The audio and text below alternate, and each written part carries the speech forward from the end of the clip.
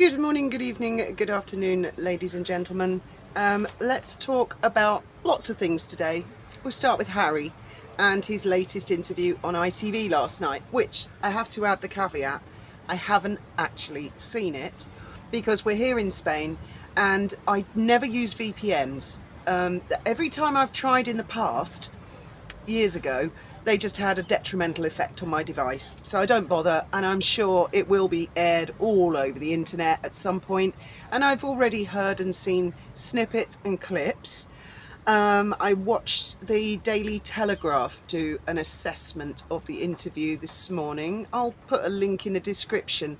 I felt that they were kissing Harry's butt and kissing Meghan's butt, a lot of it. But there were one or two things that really jumped out at me, so let's start there. Hugh Grant, right, the actor, has been spearheading this sort of group, as I understand it, before Harry got involved. And I noticed that Hugh Grant said, and I'm sure you'll correct me if I'm wrong, he said, I settled out of court for a large amount of money because I couldn't afford a £10 million legal bill. Now, we've talked about legal bills. Oh, excuse me, it is so hot here today. It's going to be apparently 3 times hotter today than it was yesterday. We've got a solar flare. Just here in Spain, by the way. Yeah, so Hugh's settled. So Hugh was the spearhead. Hugh, as I understand it, well, these are the rumours, that might not be true. Hugh Grant could be completely innocent, but the impression I got was that he and Sherborne sort of lured Harry in to become the big face and the poster boy of the whole thing. And Hugh's bailed like a rat from a sinking ship because he can't afford 10 million. And then it was hotly followed up. I mean, it may be the way the Telegraph have edited it together or highlighted certain points that have given me this impression, but this is my impression at this moment in time. Sherborne sort of followed it up with some statement of that he thinks that Harry will also have to settle for similar reasons to Hugh Grant. You know, he'll find himself in the same boat, I think was the expression. Really, that's interesting. So David Sherborne wants his bill paid. I'll just get my tea. Oh, sorry, it's quite early here this morning. So that's interesting, isn't it? The two people who were rumoured, let's call it rumoured because I don't know for certain and I can't cite any sources, to have perhaps lured Harry into this. You know, maybe Harry went to Elton John's house and met a lawyer called David Sherborne, because the way it was, I think he mentioned this in his book, there was some lawyer I never heard of. Oh, Harry, you're the only person in the world who never heard of David Sherborne before. Wake up, kiddo. And, oh, there was this fancy lawyer and he said, let's get involved in this. I'm sure I read that in Spare. I'm sure I should have got, well, Spare's in the house and there are people in the house. And I'm sure they're not reading it. So they've bailed, basically. Well, Grant has bailed. He says he got an undisclosed huge amount. I doubt it was a huge amount. Probably was nowhere near 10 million, but he didn't want to pay 10 million legal fees. So, you know, he could have received £1 and the other side have agreed to pay his legal costs. So that's sort of it.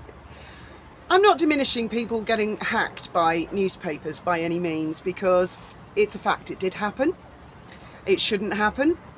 But, I mean, then it goes on, right?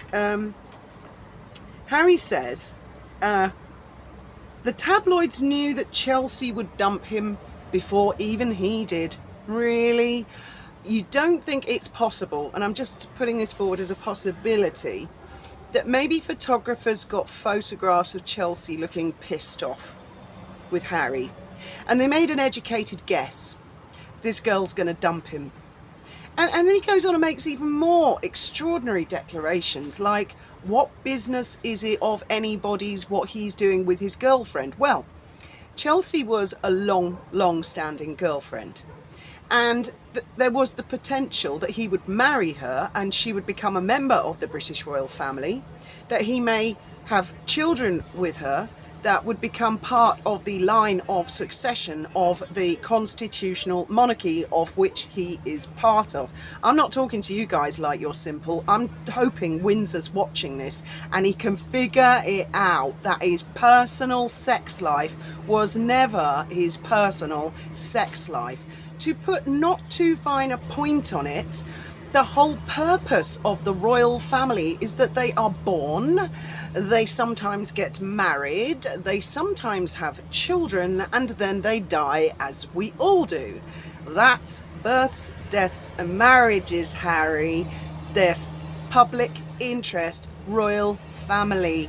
Public, most famous royal family, part of the constitutional monarchy. When a monarch dies, then the people look to the next person in line. Oh God, I mean, can Harry have anyone in his life who can sit down and spell out the bleeding obvious to him? Really?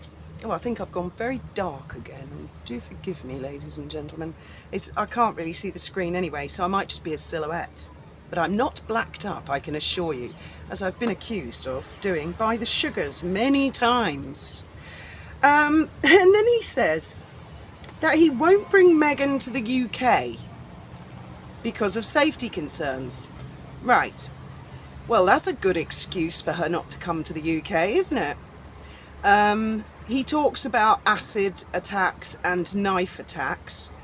Doesn't mention guns or anything like that, I suppose, or crossbows. I suppose that sort of thing is a lot rarer in the UK, but not inconceivable.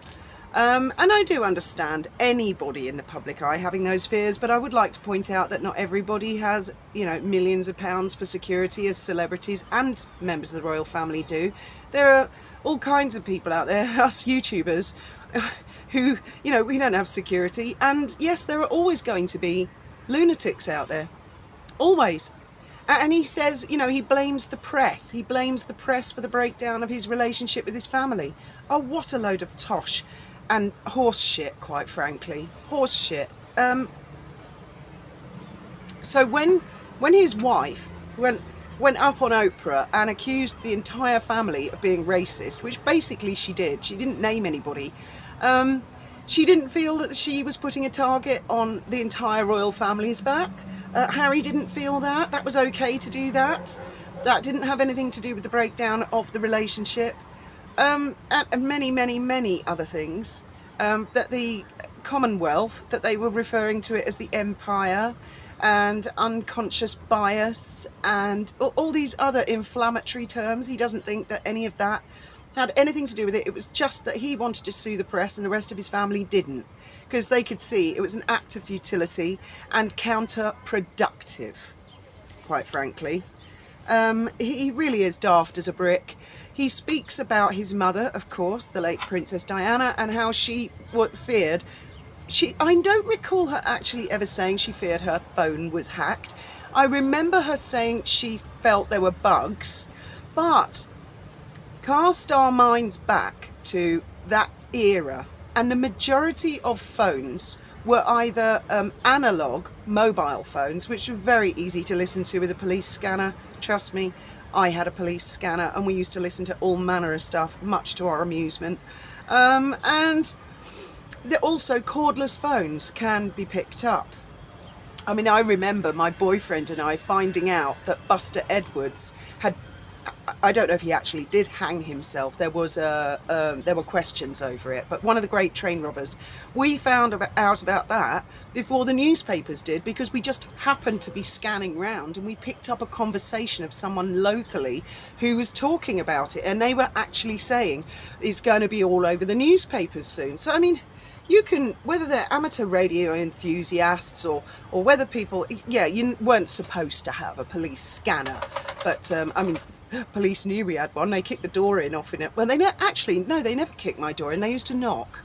And I used to say to them, would you like sugar in your tea? Milk and sugar. They were never violent, which brings me to another subject, right? This copper who's in Manchester, I think it was Manchester, who kicked this guy in the head. Now, I've seen comments over on Graham's channel which is sort of excusing it. The people attacked police officers before, and that justified that level of violence. No. There should never be any level of violence from any police officer in the United Kingdom. The police in the United Kingdom are a cut above this. They don't do this. I realise that officers are human beings, but they should at all times be professional. And the video that I saw, that is far from professional. Excuse me a moment. They do this like 100 times a day, and when they've cut traffic, they'll slow down. They're not on their way to an emergency. Thank you. Oh, he's slowing down now. He's not going anywhere in a hurry. And I don't believe blue lights should be used to cut traffic.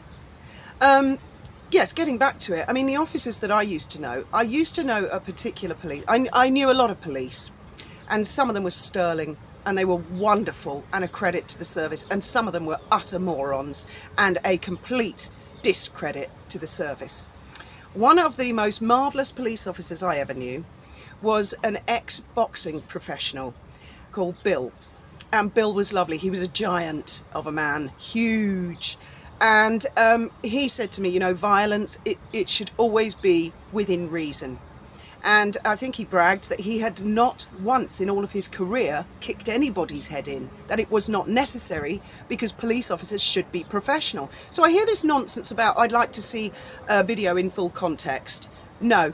Even if I were to see violence against the police officers, no, they are not there to administer justice. They are there to keep the peace and to arrest people who've broken the law. And my faith in police is diminishing, shall we say, rapidly. And respect is earned. It is earned.